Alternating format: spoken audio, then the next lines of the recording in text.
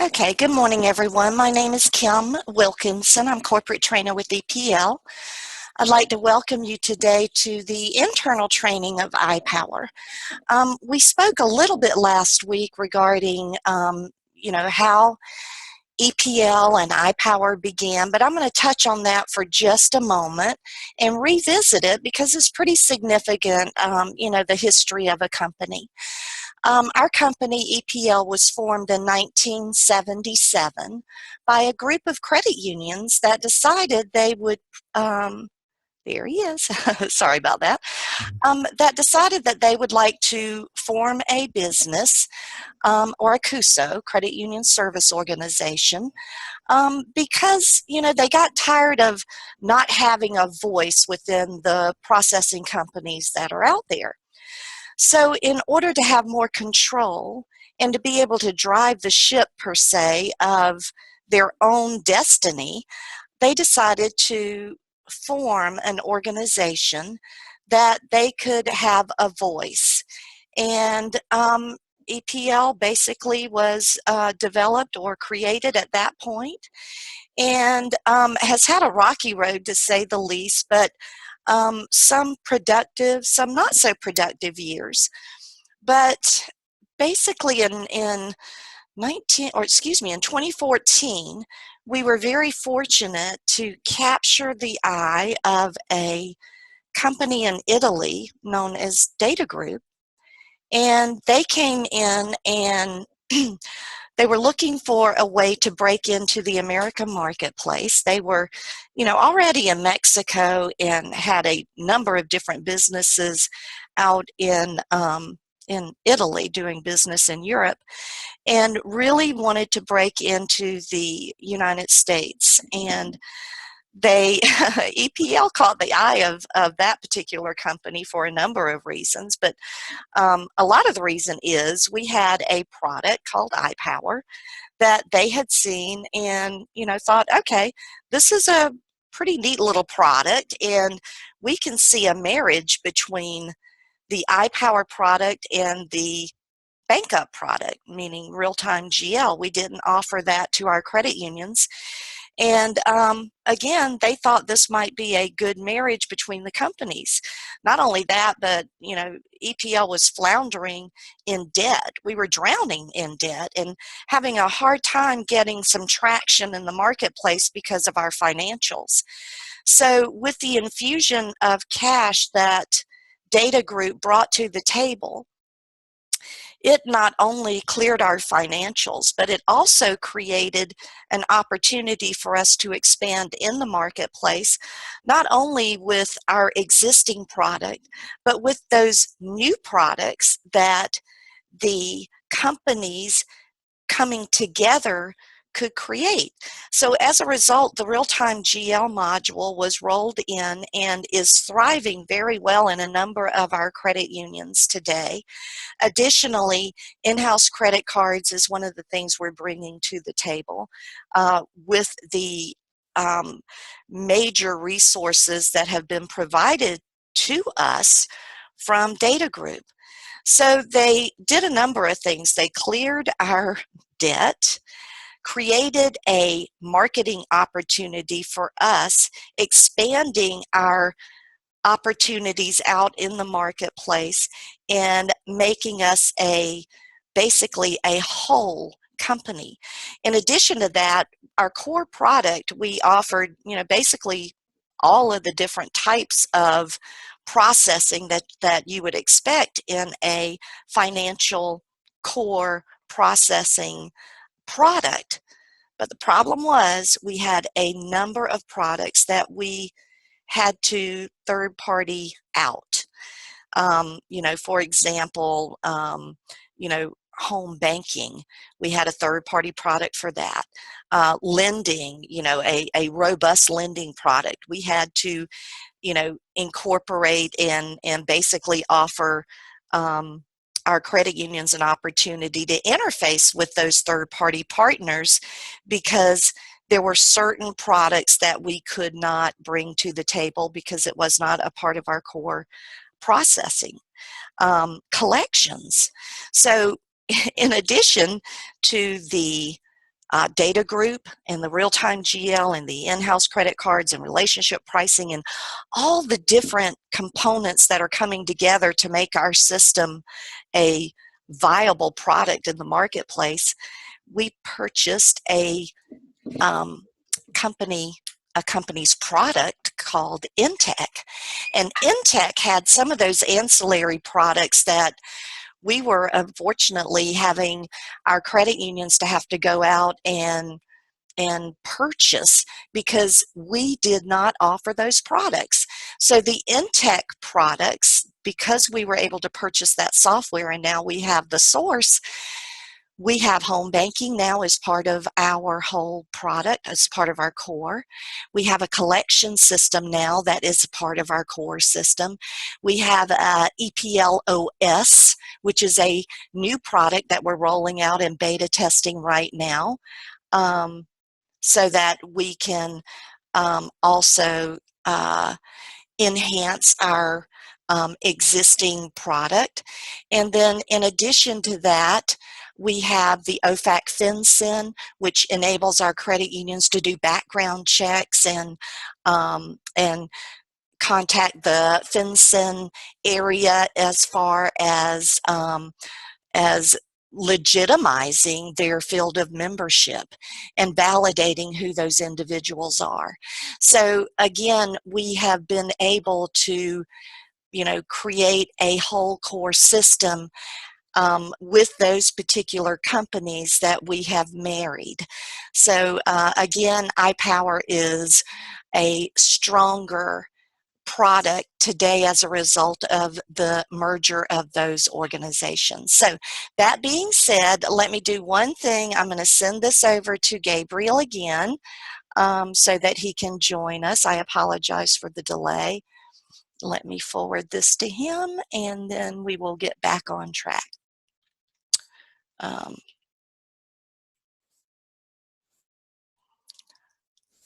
right. So let's get back to IPOWER. And if you guys have any questions, please feel free to ask. I will be happy to answer as best I can. When you first come to the screen of IPOWER, you're going to notice that there are a group of numbers on the right-hand side. This is the current version of software that we are running. There is a 5, which indicates the architectural release that we're currently running. The 3 is indicative of the major release that we're running. The 4 is the service release, and the 20 is the number of builds that it's taken to get to this particular release. You'll notice that these numbers change periodically as we roll out new releases. Speaking of releases, we do releases, every 2 or 3 weeks. At least once a month, we'll do a service release. The service release will have in it comebacks, defects, or little filler features that have been outstanding that we needed to put into the system. And so we'll do a service release once a month at least. And then every quarter, we'll do a major release. And within the major release are, an abundance of features that we roll out to our credit unions. And then, at the end of the year, we'll do an end of the year release as well as a major release. And then every 2 years or so, we'll do the architectural release. You'll also notice that on the screen, there is a create shortcuts option, and that will just allow it to have an icon on your desktop. Okay, teller number, drawer number, and password. Each user within the IPOWER system will have a teller number. Teller number is assigned at an institution level, meaning if there are multiple branches for a financial institution, then they would use the same teller number no matter which branch they go to, but they would have a separate drawer number as they go to each individual branch because the drawer numbers are assigned at a branch level. Passwords are from minimum of 8 characters, maximum of 32. There is a requirement of one uppercase, one lowercase, and one number. I had sent out an IPOWER overview on page 10 and 11. I believe one of those pages you will notice that there are password requirement information on there. There are special characters that can be used, but I do highlight a number of I think there are 5 that cannot be used. So please refer to your IPOWER overview if you have any questions regarding that. Additionally, we have recently changed the length of time that that must pass before you can reuse an old password. You have to have, it cannot have been used at least 6 times prior to every time your password expires. You have to wait to the 7th time before you can reuse that first one. Okay, I'm going to go ahead and put in my credentials. You guys will have to pardon me because I am a little nasally with my cold. Did I hear someone ask a question? Okay. Once you input your credentials, you will be brought to a screen that, hello? Okay, so I guess I'm just hearing things. I don't know. I heard it too. All right, if anybody needs me, just let me know. All right, so here we go. We are at the IPOWER launch screen. What you'll notice is that the cursor has landed on the criteria option, waiting for a teller to put in the members' information so that they can move through the transaction process. That is the search quadrant. Now, if you select on the drop down here, you'll notice that you can search in a number of different ways. You can search by account number, by last name, by business name, by social security number. We also now offer the option that you can search by the last 4 digits of an SSN. If the business module is turned on for a credit union, they'll have the business 10, which stands for tax ID number. They'll have the last 4 digits of the business tax ID number. They'll offer a credit card option if there's a credit card number, an ATM card / debit card. Any of you Java programmers, if you'd like to take it upon yourself to fix this for me, I would be ever so grateful. I would love to see ATM card / debit card here. So guys, fix that for me. Okay, yeah, I'm gonna raise a request. I've wanted it forever. Okay. Okay. We also allow our credit unions to search by MICR number, or VIN number. Hey, Gabriel, you might want to mute your option there because I hear a little bit of noise or feedback. Okay.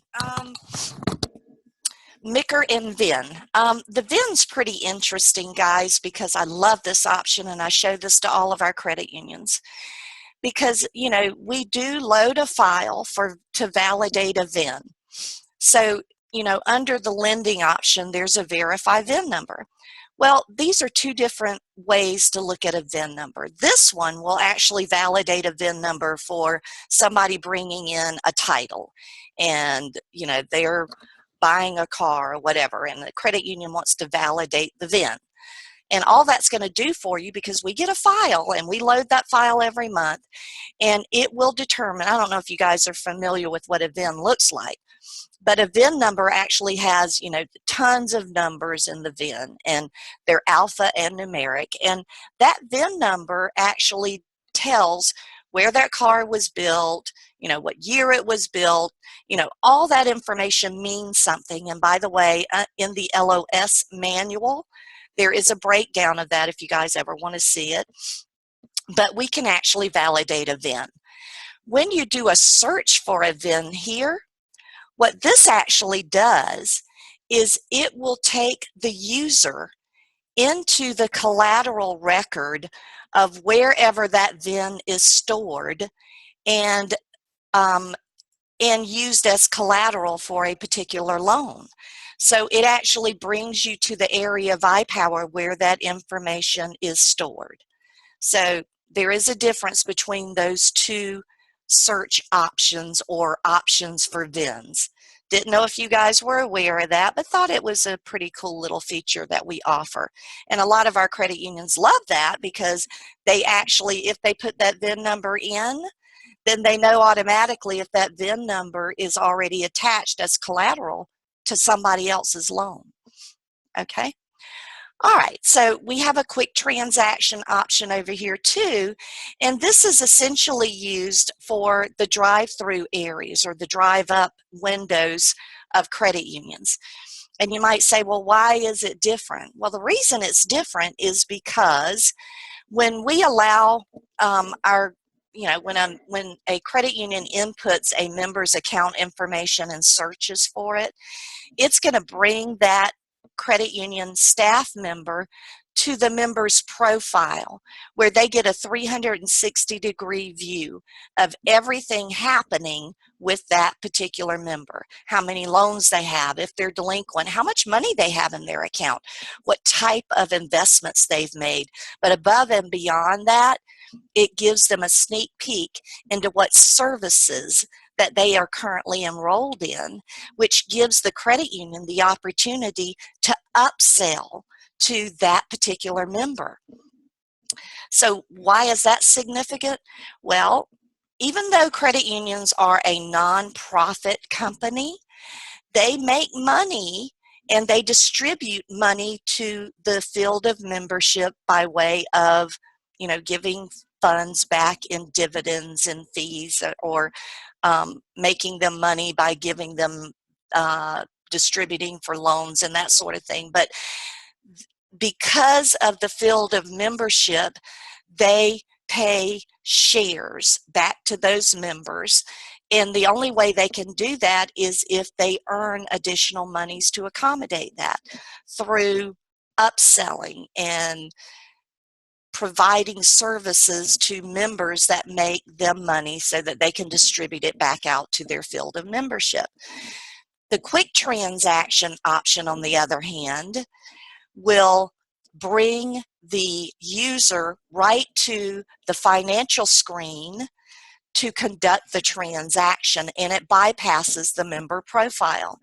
And the reason we do that for the drive-through area is because there is no cross-sell, upsell opportunity at the drive-through. The objective is to get that member in and out as quickly as possible through that line, right? So that's why we have the quick transaction option. I'm going to cough, so give me 1 minute.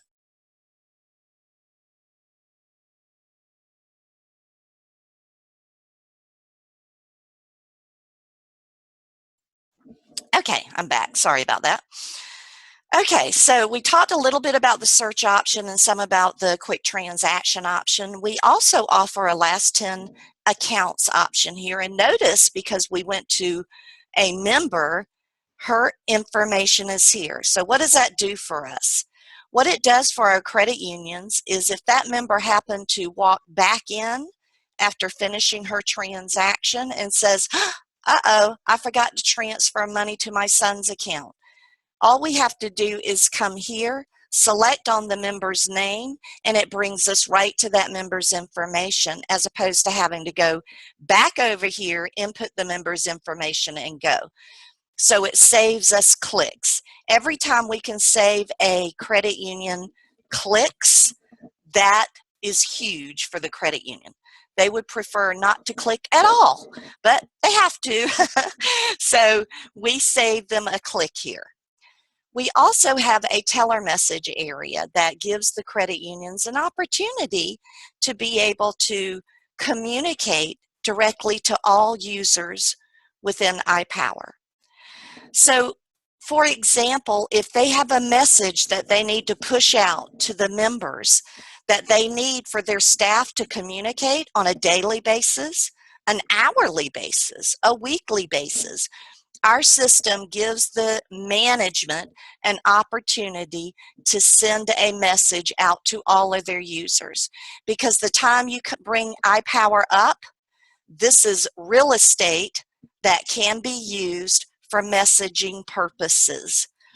So the credit union is given an opportunity as management to send messages out to all of their staff every time they log in to IPOWER.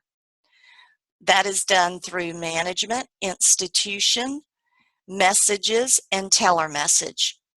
Here is where this message can be changed, and it's just a matter of them putting in the information and pushing that information out to their staff.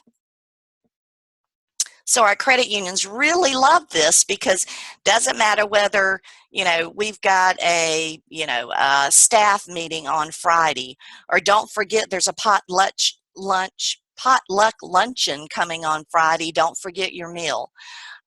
Or we have the board of directors visiting our offices today. Dress accordingly. Or there is don't forget, we have construction on 52nd Avenue. That means our branch is going to be busier today. Staff accordingly. Whatever message it is that they would like to communicate, this is pretty significant, guys, and it's an opportunity. Anytime you give a credit union an opportunity to send a message, it's huge. And this is one of those opportunities for real estate that we use. What I'd really... Hello, Kim. This is Cesar Nava, also from Mexico, with the team of developers here. I just have one quick question. This message is by credit union or by branch? Give me 1 second. I'm sorry. Hey, Roger. You're so sweet. I am doing a training session, but I was going to have you walk over and see if Gabriel was going to join because he was late. But fortunately, he logged in. So thank you so much for calling me back. I appreciate it. All right, darling. Bye. Okay, I apologize. Okay, I'm sorry. Ask your question again because I got sidetracked. Yeah, no problem. I was just asking if the message is for credit union or by branch. This is at an institution level, so it's management at the institution level. I wish it was at the branch level, but it is not. It is at the institution level. Okay, thank you. Yep, so this message goes out to all users regardless which branch they are, and the administrator of the credit union controls this area. Okay, thank you. Okay. One thing I would love to do, guys, and while I've got your ear as Java programmers, I feel empowered because I have you guys here.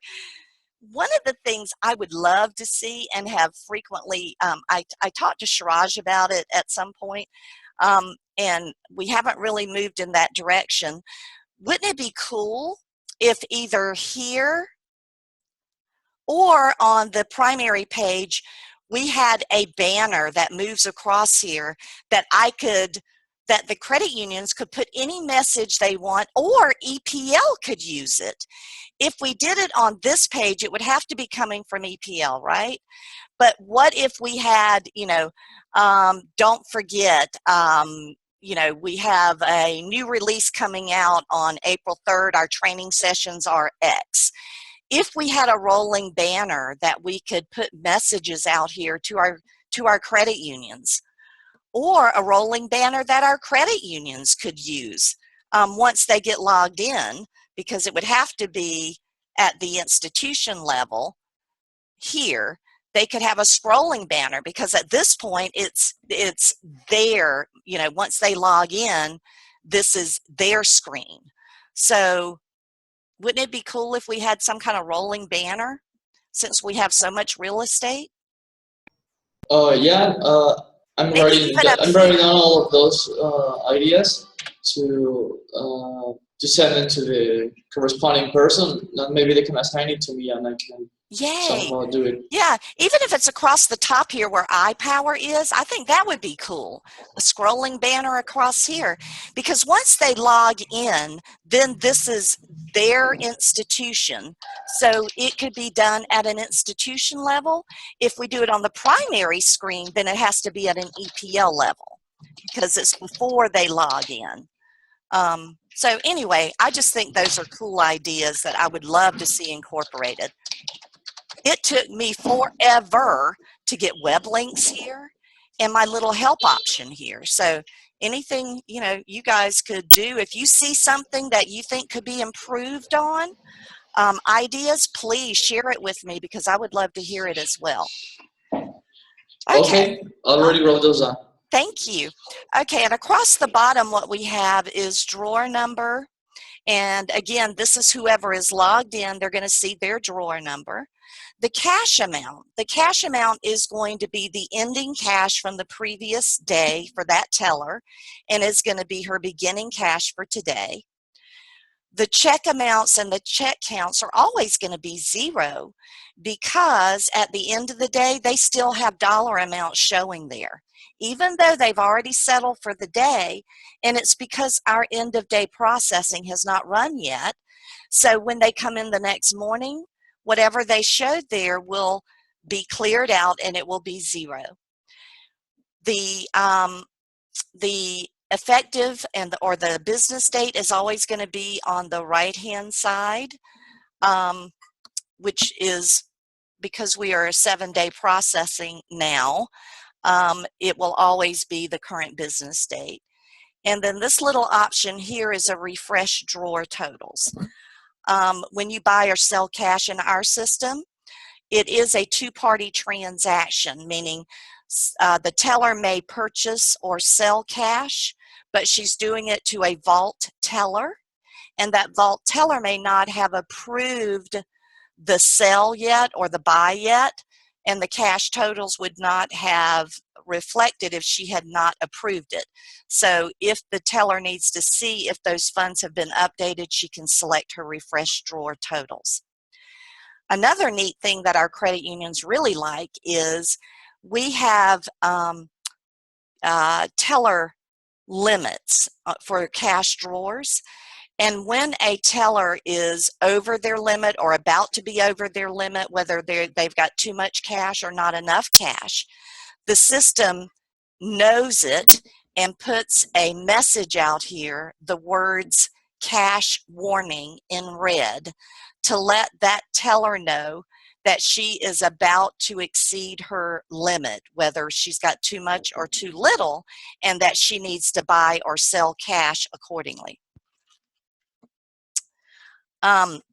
If she goes over her maximum amount that she's allowed, for example, if she ignores the cash transaction error or warning, and she does a transaction that takes her over her cash limit, the system will throw an override error and require that a supervisor complete the transaction and override that error. So the system does shut that transaction down and require that a manager override it and force that teller to buy or sell. Our credit unions really like that security. Okay, so we've talked a little bit about all the options here. Let's discuss the navigation options available in IPOWER. So back in 1977, you know, when our credit union was formed, one of their key objectives was to own their own processing company so that they could control, you know, the options available in the system. Well, we, you know, had a mainframe system back then, and, you know, we hummed along. But back in the early, you know, 2000s, you know, EPL had come a long way, but one of the things that they wanted to do was to, you know, have an open architecture system. So through those thoughts and options, the IPOWER came into fruition. And EPL kind of consulted with the group of credit unions and said, we would really respect and need your input on how to design the system. We've got a unique opportunity here to design a system that essentially you guys can control how you want it to look. So tell us what you're looking for.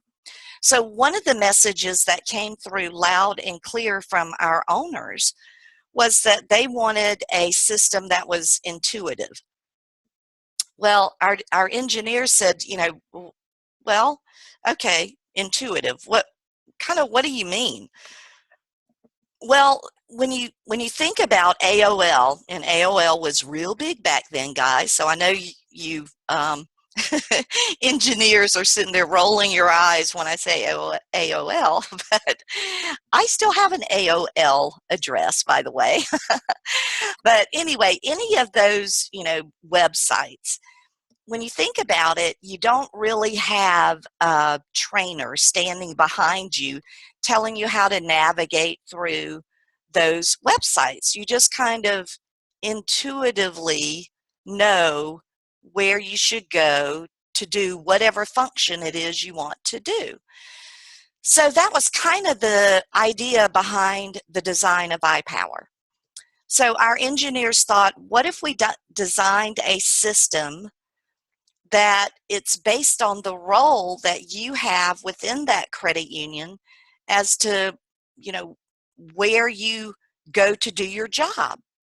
So what they decided to do was to design the system based on the roles that those particular individuals had within the credit union to do their job. So if you were, you know, maybe member services, new accounts, you would probably go to member services and new accounts to do your job. So you might look at a member's profile. You might open a new member account. If your credit union subscribes to the business accounts module, you might want to open a new business account. A verification of deposit, which comes in from mortgage companies when someone wants to take out a mortgage loan. They want to know what the average balance has been over a period of time, and that typically falls to the member services or the new accounts area to do. Member services might pull a credit bureau report. They would definitely do the OFAC FinCEN checks. So this is where they would concentrate their efforts. So outside of doing teller transactions or doing, you know, the standard teller platform, member services would do all of these types of activities. If I were a teller and I needed to do more than just the teller, you know, conducting activity for a member, I would probably go to the teller drop down where I might balance my drawer, pull an electronic journal, buy or sell cash, definitely, you know, change my password. Everybody can get to that. But if there's any bond activity, it would be done at a teller level. I know is a module, a business intelligence module. For those of you who know or have been introduced to I know, it's another module that we own, offered by Sedona, that we have integrated into our system and very much integrated into IPOWER. In fact, we feed a lot of information into I know. So for those credit unions who can afford it, this is a huge opportunity for them to subscribe to I know. And the relationship pricing module is very integrated with I know. In fact, if you don't have I know, you're not going to be able to take advantage of the relationship pricing, is my understanding. And we'll be rolling that out to our credit unions very soon. But again, I know is a powerful report writing opportunity for the credit unions, marketing opportunity. It gives our credit unions tons of information that it data mines out of IPOWER, feeds into iKnow, and gives them additional opportunities to market and campaign to their credit union members. So this is the way our credit unions would access iKnow, is simply by selecting on that option and inputting their credentials. Now, if I were a loan officer, I'd probably go to my lending tab where I could look at my application work center, open up a new loan application. I could determine the credit worthiness of one of my members for a credit card by doing a credit card application for them. A loan calculator, verifying VIN, we talked about that earlier, or unlock a loan application. Sometimes when the credit unions log out of LOS, which is one of our lending products, it stands for Loan Origination System. When they log out of an application and they do not close that application properly, sometimes that loan application gets locked. Prior to putting this option in, they would have to contact EPL and we would have to unlock them. So we added this feature to give our credit unions an opportunity to unlock their own loan applications should the need arise. This loan calculator is pretty cool, guys. If you haven't used it, I would suggest you play with it because it's pretty powerful. But it is something that our credit unions absolutely love. Anybody who isn't even a loan officer can take advantage of this, and I train them. When I go through my training, I recommend that they leave this available to their staff. And let me explain it to you the way I introduce it to them. The way I introduce it to them is, let's just say, for example, a credit union member calls in and says, I am currently at, let's say, Driver's Way or CarMax. For those of you who are not in the U.S., those are, pretty popular places to buy, used vehicles. They do all kinds of safety checks. So, you're pretty safe in buying a used car from them. So let's say, for example, a member calls in and says, I really need to talk to a loan officer because I am at Driver's Way right now. And I want to find out how much car I can afford to buy. Can I speak to, to one of your loan officers? And so I've answered the phone and I'm looking and all of my loan officers are tied up. So I tell my member, Guy, I'm so sorry, I can have someone call you back. They're pretty busy right now. And the lady says, I can't call back. I'm here and I'm talking with a sales representative. Can't anybody there help me? So, well, yes, ma'am, let me see what I can do. So I could pull this screen up and I could tell my member, well, you're very lucky. We're running our 2.9% interest rate. And she says, absolutely. In fact, that's why I'm shopping. I want to take advantage of this low interest rate. Okay, well, let me see what I can do for you. I can get you pretty close, but you're going to have to talk to our loan officer to seal the deal. But let me see what I can do for you. How much do you want your payment to be? So my member says, I can only afford $300 a month. I want to finance that car for 60 months. So as a user, I'm not a loan officer, but I'm going to say, okay, I'm going to put in the 2.9 rate. I'm going to put in your desired payment for 60 months, and I'm going to calculate this. So I'm going to tell my member, now I haven't calculated insurance, so that's going to, run it a little bit higher than what I quote you, but don't shop more than $16,700 and you're going to be in line with your payment of $300. So my member is going to go, okay, well, shoot, my son really found a car that he likes. It's $18,000. Can you tell me what that price would be? Sure, let me recalculate. So I'm going to put in $18,000. I'm going to recalculate, and I'm going to tell my member, Well, it's $323 at that point, but keep in mind I haven't added insurance. Okay, well that's a little bit more than I wanted to spend. Can you do one more thing for me? How about recalculate at 72 months for me? Okay, let me see. Ooh, that comes in at $273. So when you add in insurance, you're going to be, really in line with what you're looking for. Okay, all right. Well, tell me again what that first option was.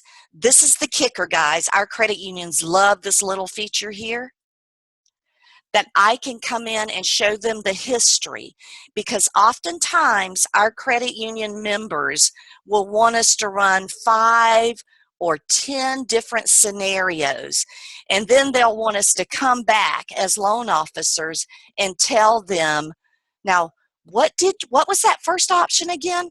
Okay, what was that second option again?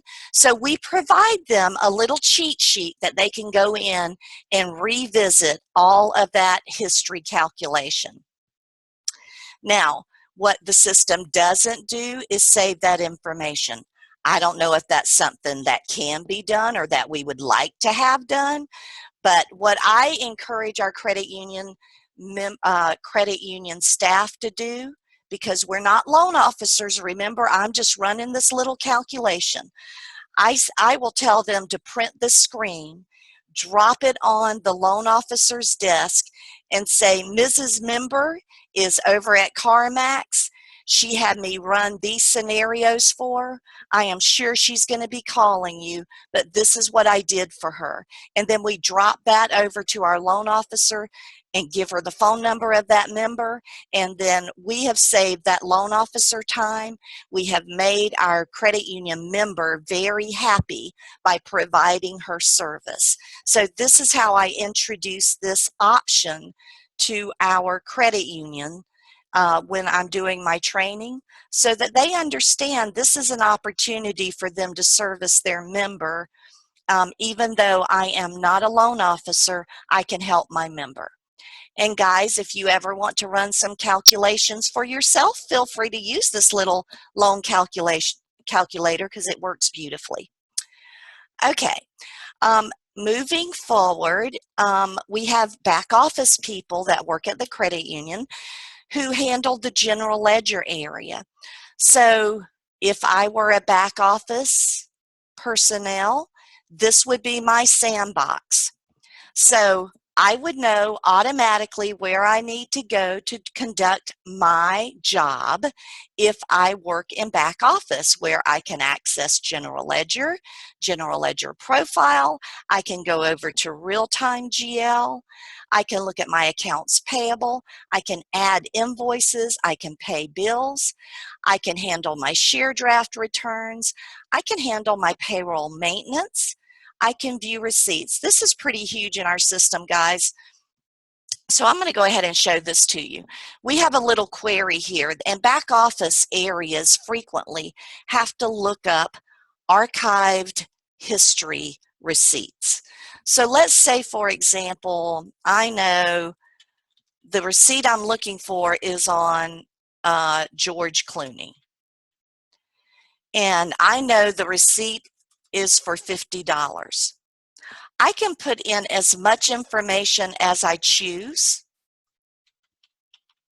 if I know the account, and I can search. So any of these variables I can put in and search on, and the system is going to extract that information and bring it back for me. If I did not put in an account number and search, then it's going to bring in more information. Notice it's 2014, 15, 16, and 17. It's on all these different teller numbers. And if I needed to see a receipt, I could select on the R and pull up the receipt. The receipts are going to show the credit union name, the date and the time of the transaction, the effective date. This information is pretty valuable too, because these numbers represent something. This is the teller number. This is the drawer number. This is the workstation number, and this is the branch. So all these numbers represent something to the credit union. The receipt number is also going to be the transaction number. The checks received, this indicates that we are masking a portion of the account number. It does show the type of transaction it was, the type of account it is, and apparently we were printing a balance on this. So our system, this demonstrates to our credit unions that as you come on board with us, you are building history, and you will have the same access once you start building your history in our system. We do the same thing for view documents. So if I knew the name, let's see, if I put in the name of a user, and I knew it was Laura Abrams, I can access her account by selecting on the hyperlink here or on the action icon here. Once you select on that option, it is going to bring you to the member's account where you can look at all documents that are stored for this particular member. You'll notice if it says 6 versions, and if these are highlighted, you can go in and look at the current version, edit, replace, delete, or the file maintenance history. Or you can select on the little icon here and it will show you all of the ones that are available. You can view them.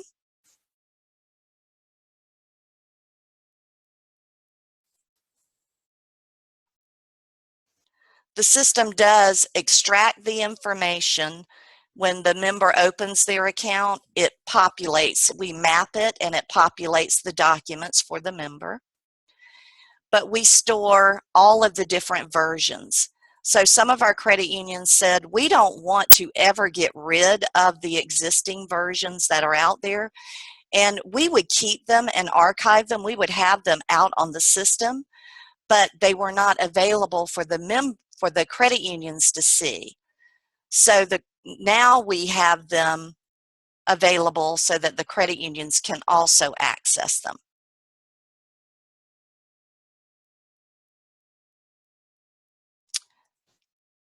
If the credit unions wanted to upload, you know, when you're doing mortgage documents or when you're doing a mortgage loan, you may have the loan document out there and everything's mapped appropriately, but there's additional information that you collect during a loan.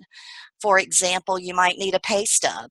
So our credit unions can, if they have a scanner attached, select on the upload option.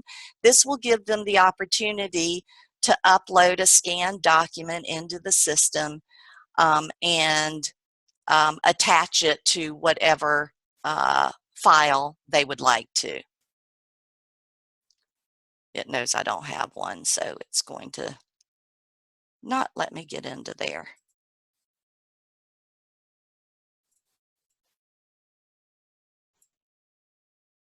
Okay.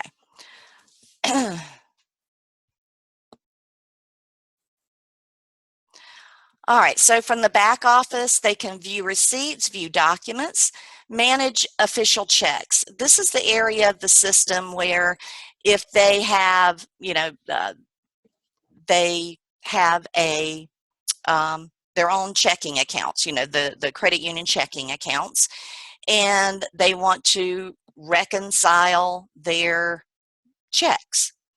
So they can put in, you know, whatever value it is they're looking for here and search. And the system's going to bring back every one of those checks that are outstanding for that amount or voided. And if they need to work it, then they just select on the little pencil icon and they would input, you know, whatever, if it cleared, whatever the option is, this is where they handle their own bank account.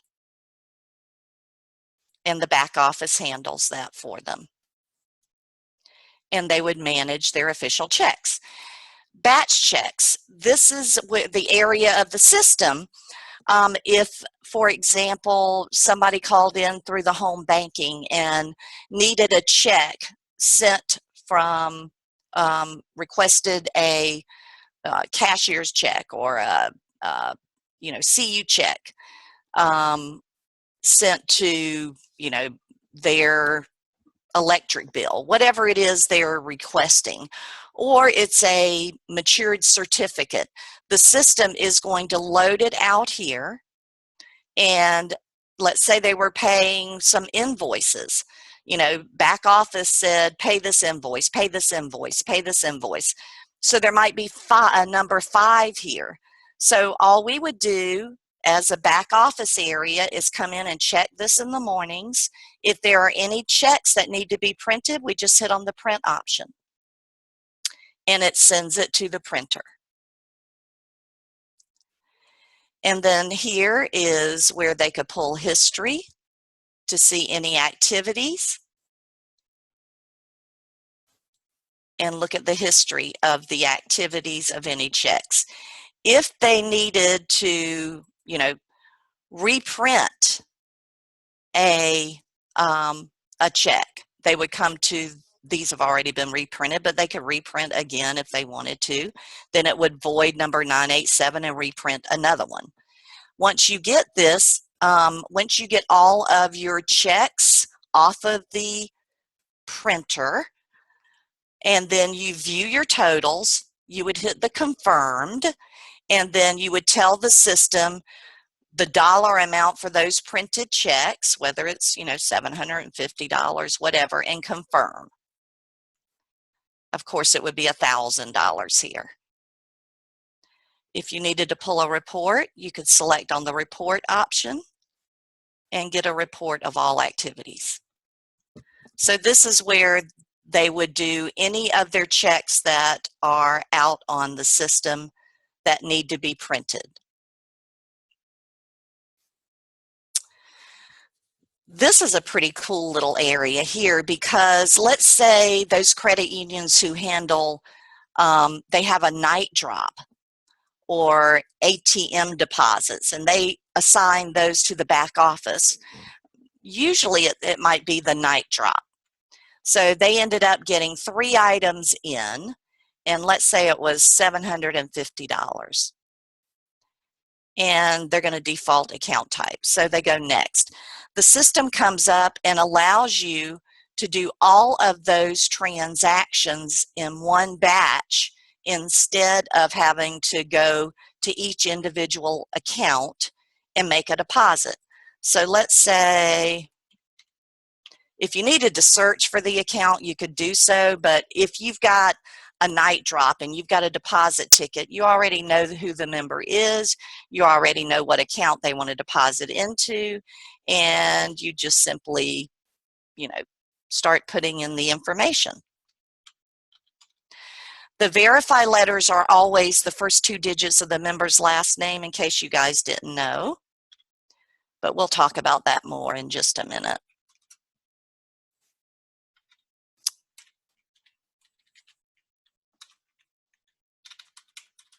Okay, so I'm going to say done. Okay, so it tells me that it's in process. When I select on the update totals,